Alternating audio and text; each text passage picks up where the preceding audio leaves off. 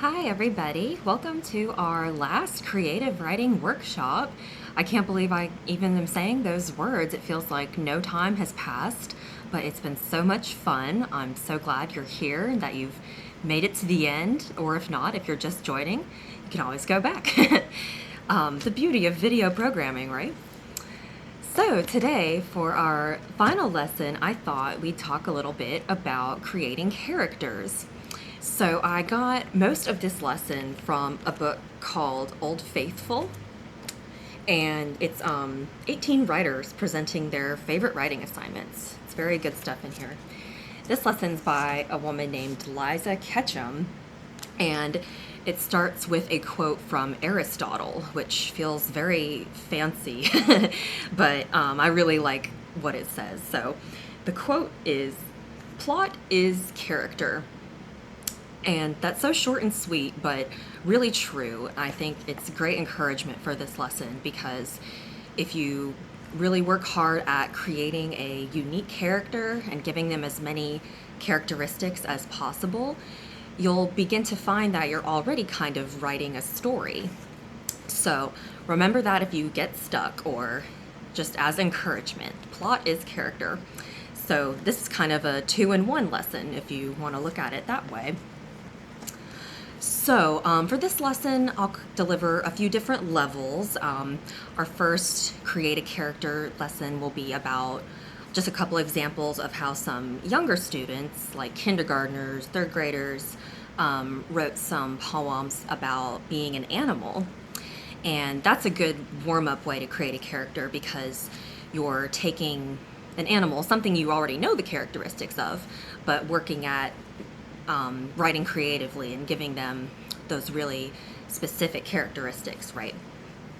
And then we'll talk a little bit about turning yourself into a character, so making a kind of self-portrait and how you can use yourself to create a character, but maybe also distance yourself away so it doesn't sound like an autobiography or it's not hard to write about yourself, right?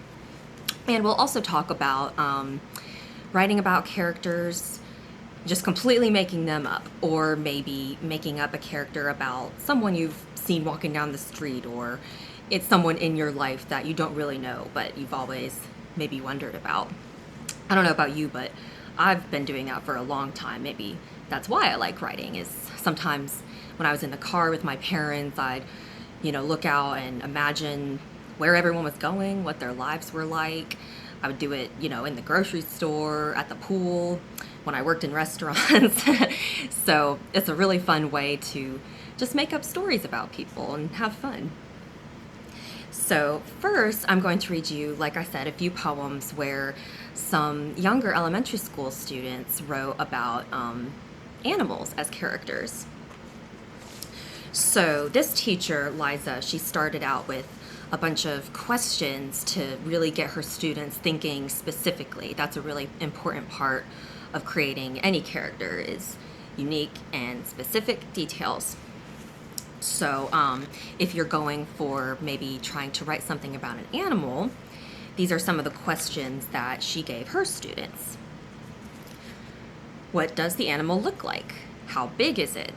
Is it covered with scales, fur, or feathers? Already lots of possibilities, right?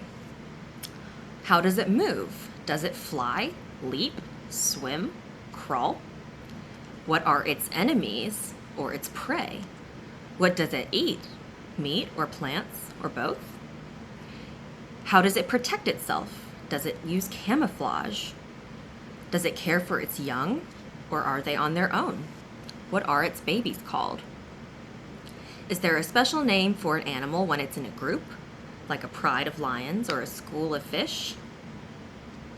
Does it have unique abilities? What sounds does it make? Can it make sounds with different parts of the body? What does it smell like? Is it nocturnal? And does it migrate? So that's lots of questions. I'm sorry if I went a little bit too fast. And that just thinking about animals and how many different characteristics they have is a really good warm-up, like I said, for creating your own character and giving them as many attributes or characteristics as possible. So Here is at the top here, if you can see a few of those questions. Right here on my screen it looks close up, but I know on YouTube sometimes it gets a little bit blurry. So think about those questions, and if there were a few you missed, listen up for these next couple poems I'm going to read, and you might get some more ideas too if you'd like to write something about an animal. Okay, so this first one is by a kindergartner. I am a lion. I live on a soft plain. I have a static mane. I have legs as powerful as thunder. My eyes are as yellow as the sun. My teeth are as sharp as a sword. I am a lion. So isn't that a really fun little poem? And what's fun about this too is, he says things we all already know about lions, but he gives it really fun and creative descriptions, like legs as powerful as thunder, or eyes yellow as the sun, and then teeth sharp as a sword. So those are all called similes and comparisons, right? Comparing something to something else and making it sound more exciting, and using those 5 senses we talked about, right? So the next one is about an animal too. I am a furry fox. I live in a little cave. My nose is little and round as a black olive. My ears are pointy as an arrow. My whiskers are long like flower stems. Ooh. My eyes are sad and droopy. My tail wags like grass blowing in the breeze. I am a brown fox. So that one's really nice too. And those descriptions also, they can kind of create a mood, right? This fox has kind of like sad eyes and tail wags like grass blowing in the breeze. You can see that it's kind of a sly fox. We're here. Okay, so next up we're going to talk about creating a portrait about someone you know.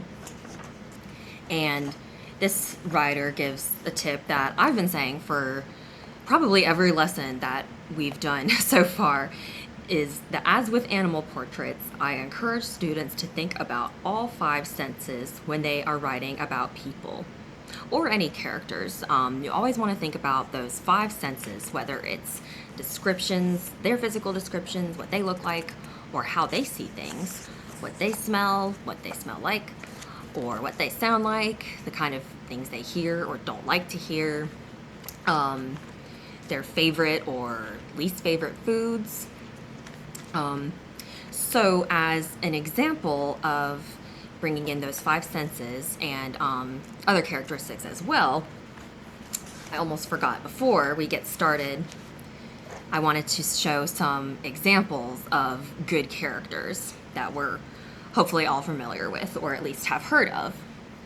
So first, I thought Pete the Cat was a really good example of a memorable character. And if you've read Pete the Cat books, they're really lovely. They all have that great rhythm. They come with songs. I haven't heard all the songs, but it's pretty creative. And I think, when I first started working at the library, I had never heard of Pete the Cat, but there are so many picture books about cats. It's pretty crazy. But I think something that sets Pete apart is his unique eyes and his facial expression. He almost looks like bored, but it's really unique and different. They all have those big eyes, and it's something really memorable about him.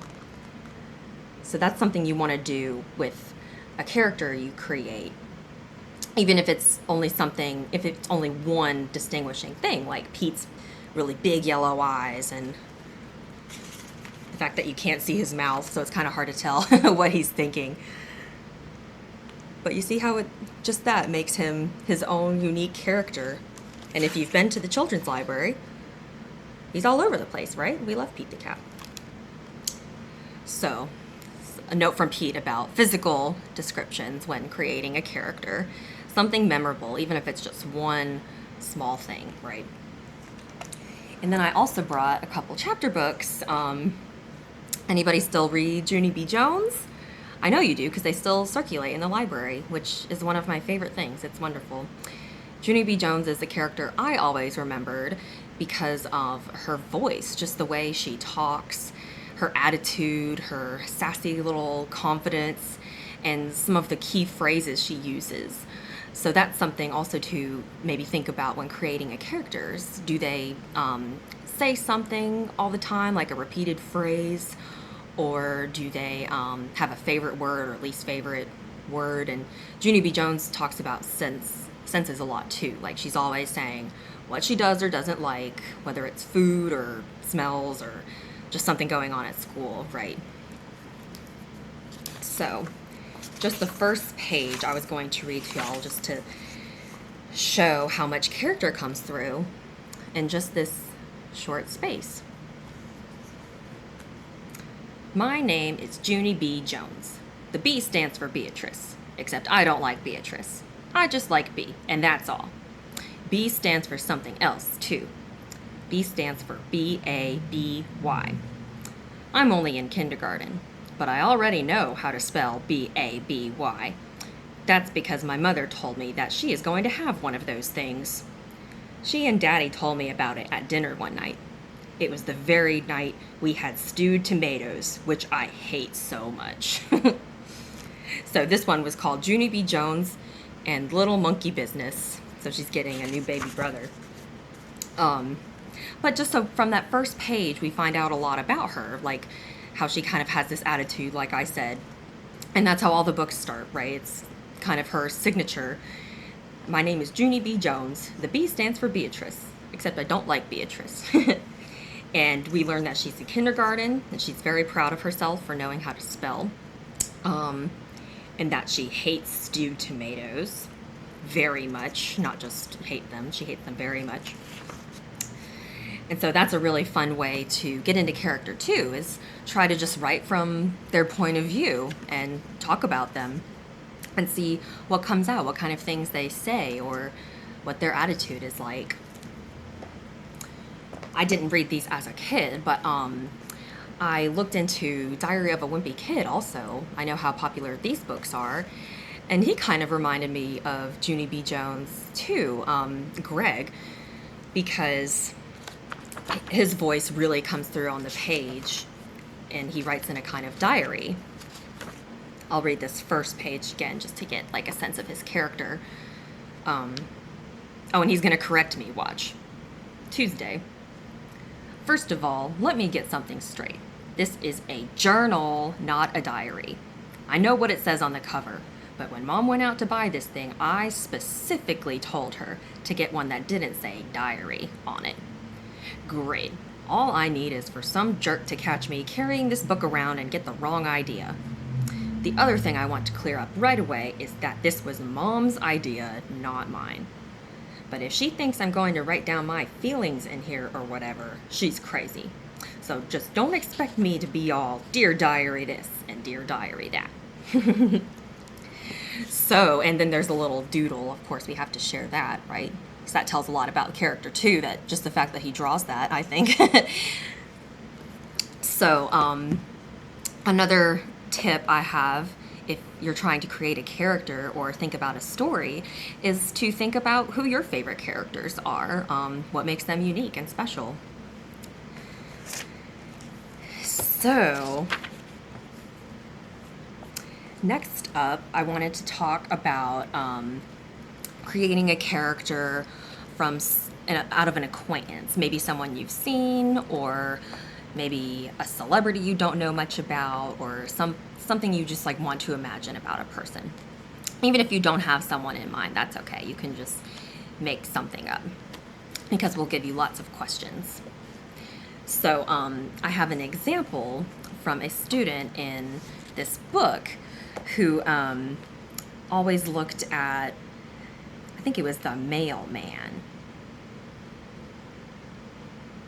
Yes, or no, it wasn't a mailman. It was just a man he'd seen in his neighborhood who didn't seem to like children very much. So this student kind of tried to imagine why and why this old man was so cranky. And so he wrote a little snippet about this man and kind of imagined his life. And you get a lot of character out of his little paragraph here. So I thought I would share it with you all. One day, Irving, Irving the Irishman, was walking down the road minding his own business when a big black cat jumped on his head, taking his hair right out. The next day he was half bald. "Holy Moses," he said, and started walking down the road to the barber shop. He asked the barber what to do. The barber said, "I just don't know." Irving left. "I ain't going back there again," he said. Irving never liked silliness. He was a lonely man. He lived with no one and lived in Ireland. He never seemed to like kids. When a kid was around, he would say, "You better get out of here or I'll pound you." The kid would run away so fast his head would spin and his feet would smoke.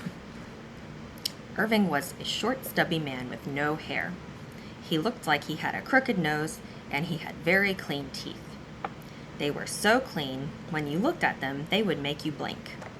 He was sometimes nice. He had a dog he named him Mo, and a cat he named Curly. Well, that's the end of the story. I hope you liked Irving the Irishman. So it kind of drops off there at the end, right? But so far in that little paragraph, we really do learn a lot about Irving, right? And we learn about how he talks and his attitude. Another tip I'll give you all, though, that maybe something Irving was missing is, we say this in a lot of our creative writing classes, so often that I don't even know who said it first, but your character, he or she always wants something. Your character always wants something, even if it's something small, like something to eat or drink. He wants to be on some kind of mission, right? That's where the story is. There has to be some kind of obstacle. So, I have a list of questions for you. Sorry, I have so many things I wanted to share with y'all today. Have things scattered around me. So, I have some questions for creating a character. And so I'll read from this list. Hopefully they are showing up all right too. So, some questions to answer maybe before you start writing, or if you start writing and get stuck, you can ask yourself, does your character have a special hobby or skill? A quest or a mission, which they should, even if it's something small or seemingly boring, right? A love interest. Does your character have any quirks or weird habits? Any unique physical features? And be specific as possible with physical features, right? Does your character have a secret? Any pets or sidekicks? What time period does your character live in? How old is your character? What are your character's dreams? Fears? Hopes? Bad habits? What does their voice sound like? Do they have any funny sayings? Do they smell?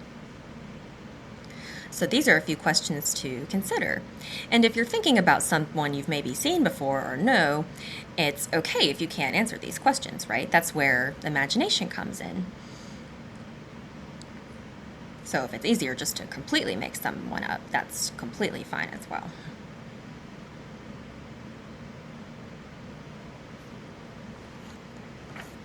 Okay. So the next example I wanted to read to you was by a student who actually wrote about herself. And it's really good practice of creating characters just to use yourself, because you already know your own unique traits and attributes, your likes and dislikes. But of course it can be hard to write about yourself, right? And make it personal. Maybe you're, feeling shy, or you don't want to share that much about you.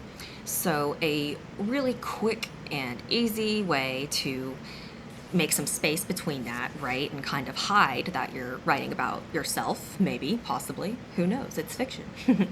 But a way to hide that, right, is to just use the third person. So if I were to write about myself, I would just say she. And maybe I'd give myself a different name. Who knows? But this student, her name is Jill, wrote about herself. And this was a story about she has been in a wheelchair all her life because of cerebral palsy. And she has some struggles with that. At least that's what it says in this story here. At that time, she's in elementary school, still having a really hard time adjusting to, being in school in that kind of situation. So she wrote a poem about it and used the third person. It's really interesting. Jill.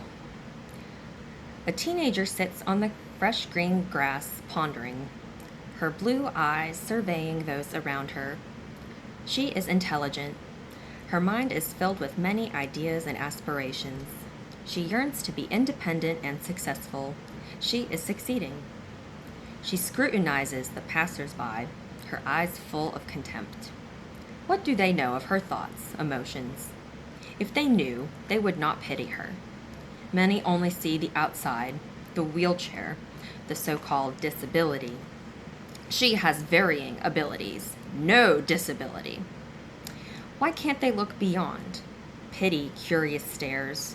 Why? The wheelchair vanishes. She has triumphed. She has made the world see. She is not a cripple, an invalid. She's a girl.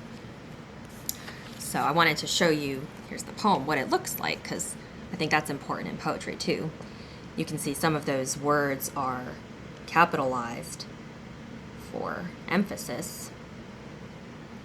What a really powerful poem, right? And yeah, maybe that would have been a little bit hard for her to write using I. That makes it sound so personal.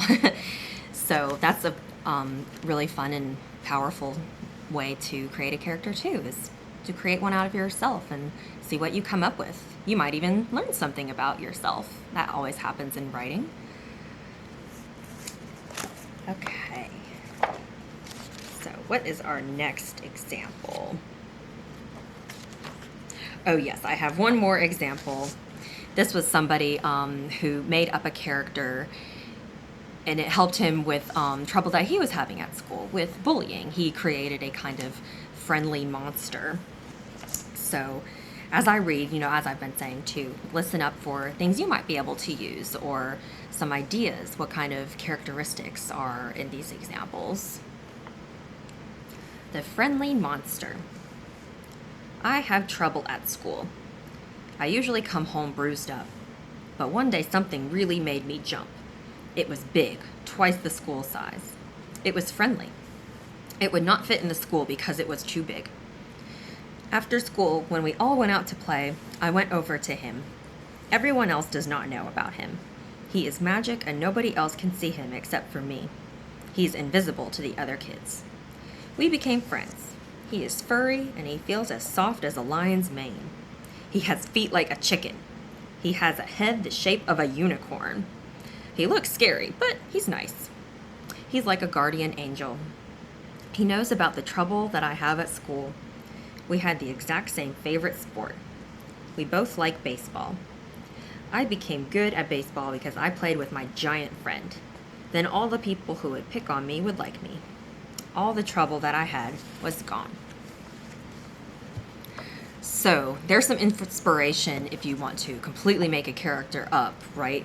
This one was so creative. Feet like a chicken, furry, feels as soft as a lion's mane, and the head the shape of a unicorn.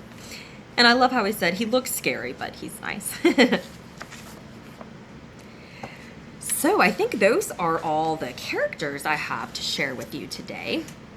So I thought I would just leave you with some tips. We've talked about most of them, but some quick, fun tips for creating a character. First is to remember your 5 senses, and that's kind of a double tip, right? Because 5 senses could be about the character or about the character's senses. And think about your favorite or least favorite characters, because even characters you don't like, that means that the writer, did a good job of creating a character, right? Because if you don't like them, that means there's something really specific about them. So that's something to pay attention to as well. Maybe you want to create a villain. So what makes them unique? Make physical features as specific and memorable as possible. So for example, instead of saying something like her hair was brown, you would want to say her hair was the color of caramel, or something else, maybe not even just the color. You could talk about the texture, maybe hair that went down to her knees, something that is really memorable and specific. Even if it's only, even if you only have one really unique description, that's better than just saying she was tall with blonde hair and blue eyes and freckles and a yellow dress on. The yellow dress is pretty good, but just saying, physical features, like it gets kind of tiring to read, and then you're not really seeing the character as much. So as many specific physical descriptions as possible. And we said this one too, right? But it's important. For a story, the character has to want something, even if only a glass of water. So we've seen some examples of characters, and some of them were just little, warm-ups for creating the character. But I bet those students could go back and, like Irving, right? And we can make him really do something. So my last challenge, tips, advice for you all is to try creating a character and try to give that character as many details as possible so that you might end up with a story too. And so remember what we've been talking about, right? To use those 5 senses, and specific details. This is a story or a lesson where you could maybe even play with point of view too. So, well, I guess that's it for now for the summer. It's hard to say goodbye, right? I hope you all have had fun, or if you've tuned in, that you've learned something, or that you've just enjoyed listening to poems and stories. It's been a great summer reading club. I've enjoyed sharing all of these fun tips and tricks and readings with you. So, who knows? Hopefully soon we'll see each other in the library, and maybe we can talk about writing again. You can always message me through the library if you ever want to talk about maybe something you've written or would like to write from our videos. They're all still up on Facebook, so feel free to go back and watch. All right, thanks for tuning in, everybody. We'll see y'all around.